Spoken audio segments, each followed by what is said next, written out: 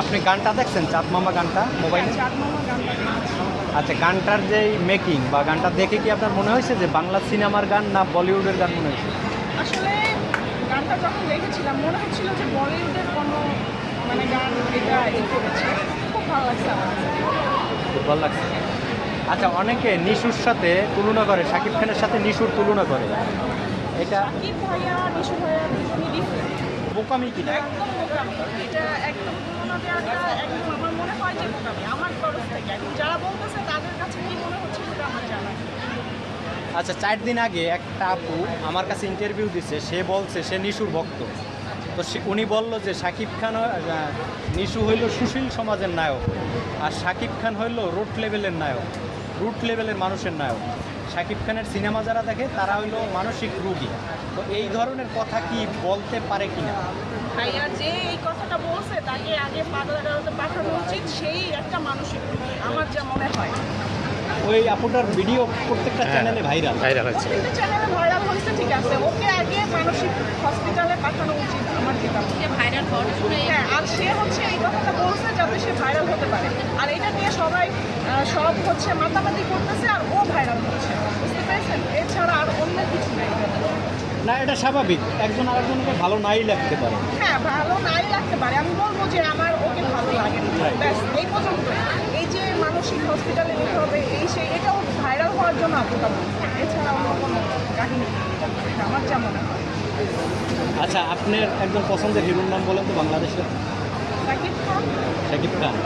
আচ্ছা, শাকিব খানকে কেন আপনার ভালো লাগে?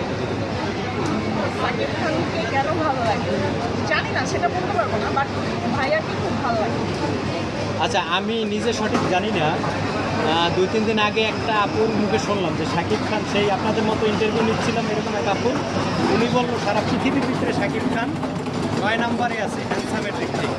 আমি তাদেরকে এই কারণেই ওনাকে ভালো লাগে কিনা, যে দেখতে সুন্দর, দেখতে সুন্দর হচ্ছে ভালো লাগা, এরকম কিছুই না। ভাইয়াকে ভালো লাগে। ভাইয়ার কিছু কিছু মুভি অনেক হিট করছে, যেটা অনেক হইল, খুব ভালো লাগছে, এই জন্যই ভালো লাগাটা। ভাইয়া খুব ভালো ভালো মানুষের কথা।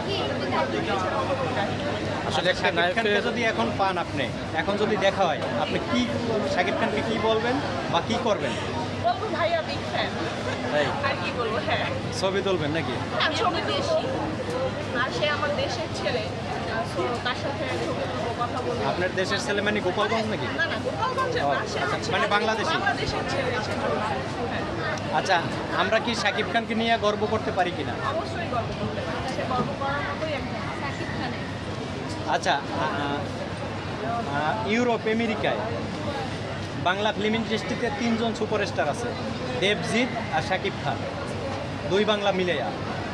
তো এই ইউরোপ আমেরিকায় কিন্তু শাকিব খানের সিনেমা চলে, আর দেবজিতের সিনেমা কিন্তু ইউরোপ আমেরিকায় চলে না।